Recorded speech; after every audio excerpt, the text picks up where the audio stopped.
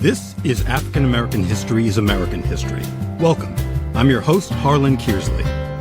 This program's goal is to foster understanding, promote discussion, and expand knowledge through stories of historical events, bios of unsung heroes, as well as timely and relevant news stories which hopefully will paint a vivid picture of the effects of segregation, discrimination, and bigotry on the lives of both blacks and whites. Comparisons will be made between the many racially fractured periods of American history and what's going on right now.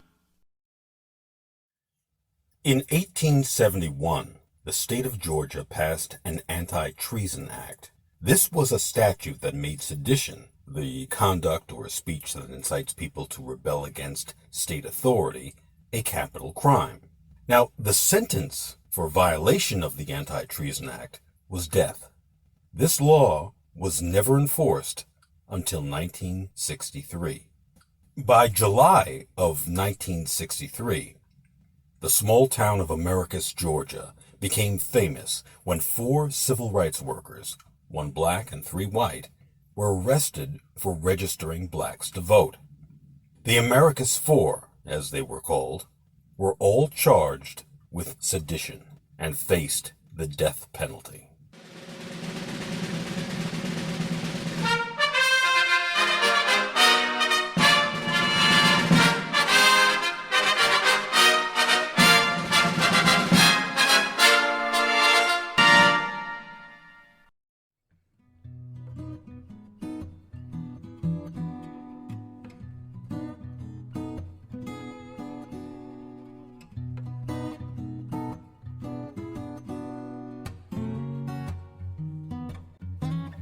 Americus, Georgia, a small city in Sumter County just 10 miles west of Plains, Georgia, the hometown of Jimmy Carter, a peanut farmer who in 1976 would go on to become President of the United States.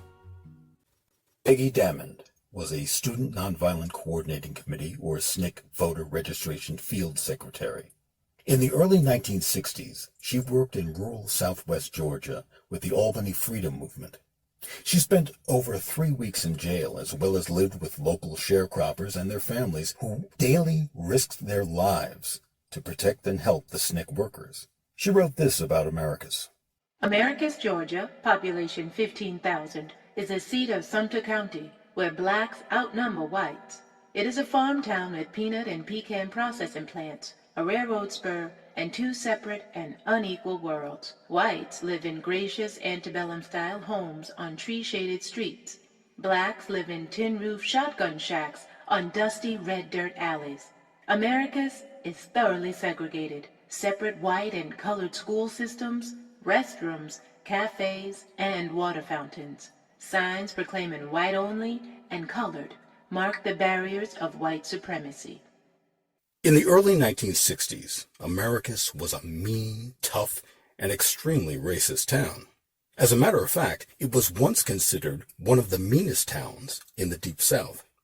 The majority white residents of Americus didn't take kindly to change, and they hated racial change most of all. Julian Bond, who helped to establish the Student Nonviolent Coordinating Committee, said of the state of Georgia in a 2006 Essence magazine interview, "If you think of Mississippi first and Alabama second, then Georgia was third in terms of discrimination. In those days, black people had no rights that whites felt bound to obey.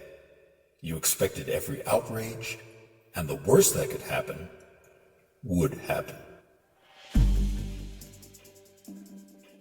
In 1961, the Reverend Dr. Martin Luther King Jr. found out the hard way just how mean a town Americus could be.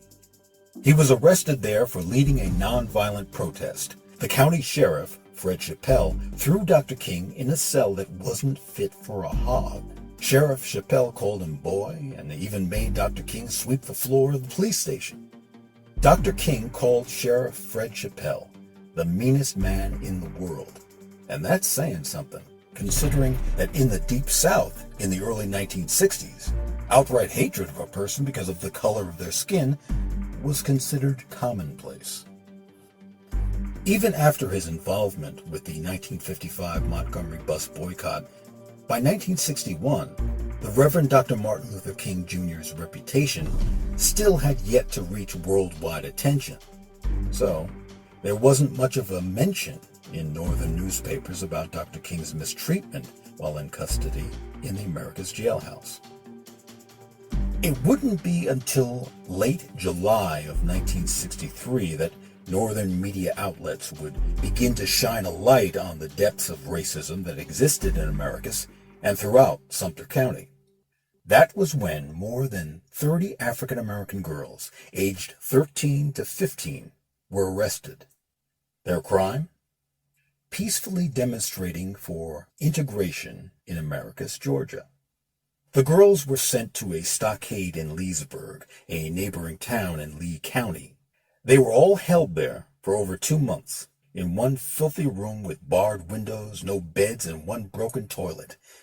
Oh, and did I mention it was July? In Georgia?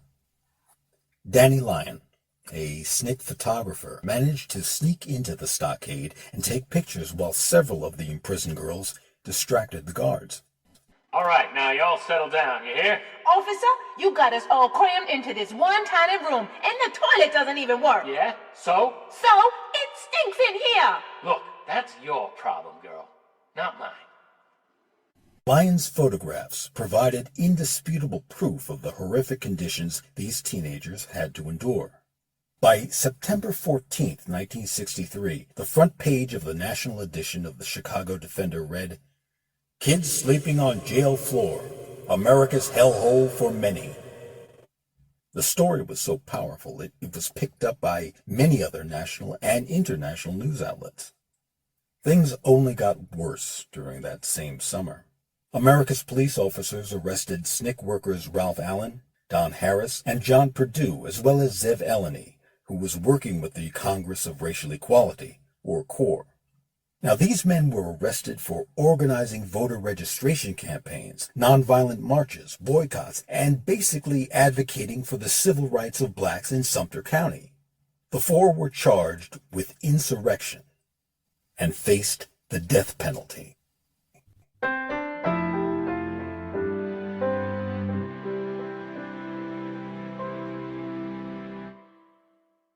This is African American History is American History.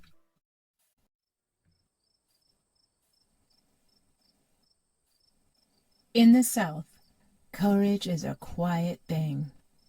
It may be born in a candlelit farmhouse far back on a cornfield late one night over a pot of greens, or one morning a man might wake up and decide to go down to the courthouse to register, and because he doesn't have a car, he might walk the 9 miles to town. Peggy Dammond Priestley, former field secretary, Student Nonviolent Coordinating Committee.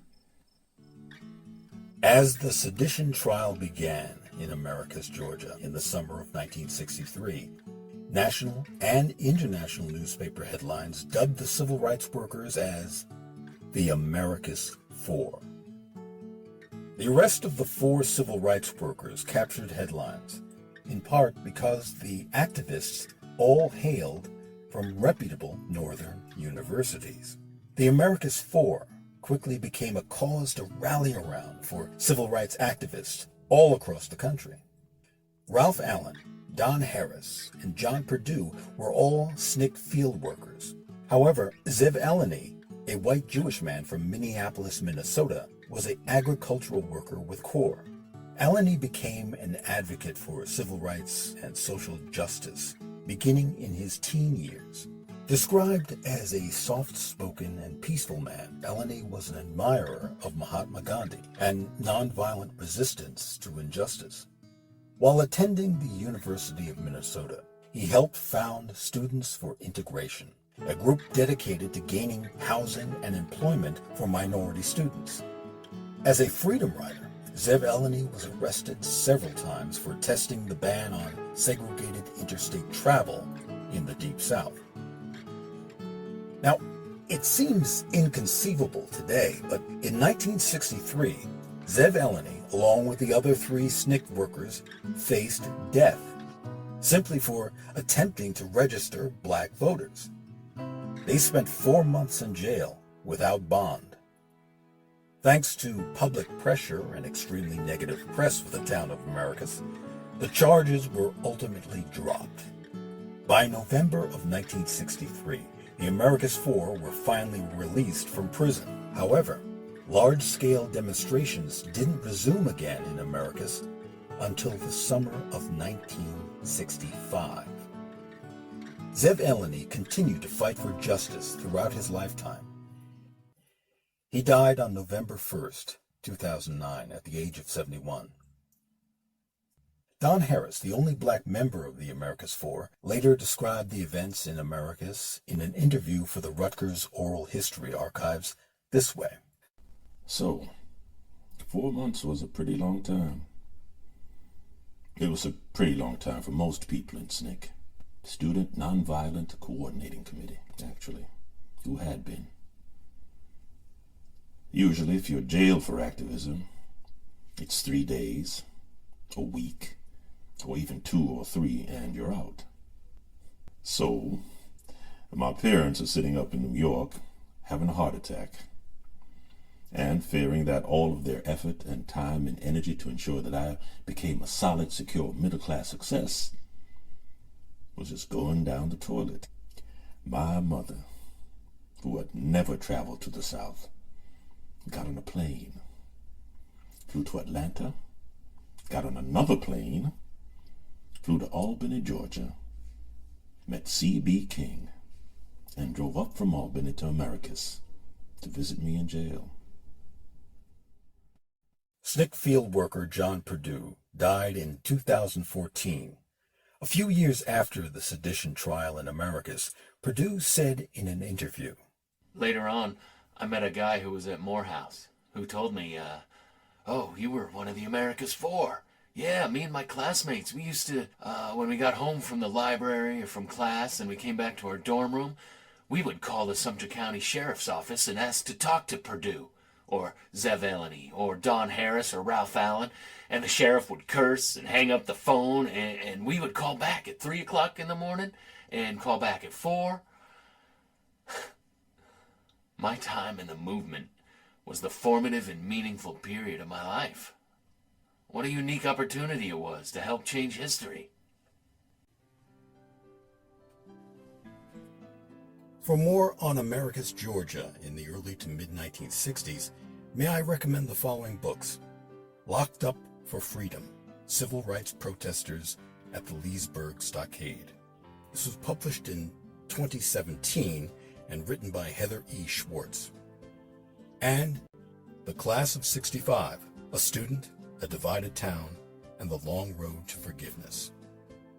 Writer Jim Auchmuty recalls how being a student at Americus High School was the worst experience for Greg Whitcamper's life. Greg came from a nearby Christian commune whose members devoutly and publicly supported racial equality. When he refused to insult and attack his school's first black students in 1964, Greg was mistreated as badly as they were, harassed, bullied, and beaten. In the summer after his senior year, as racial strife in Americus and the nation reached its peak, Greg left Georgia for good. 41 years later, a dozen former classmates wrote letters to Greg asking his forgiveness and inviting him to return for a class reunion.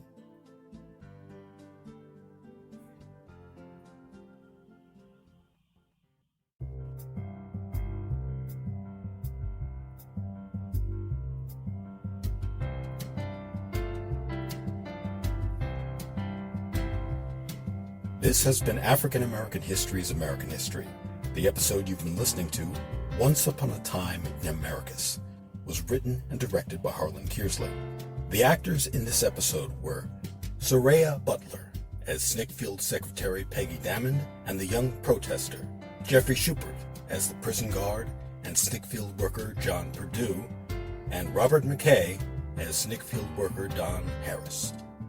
I'm Harlan Kearsley, and on behalf of everyone here at African American History is American History, thank you for listening. And if you haven't done so, please click on the subscribe button below. It's free, and once you do, you'll be notified as soon as new episodes are posted. Thanks again.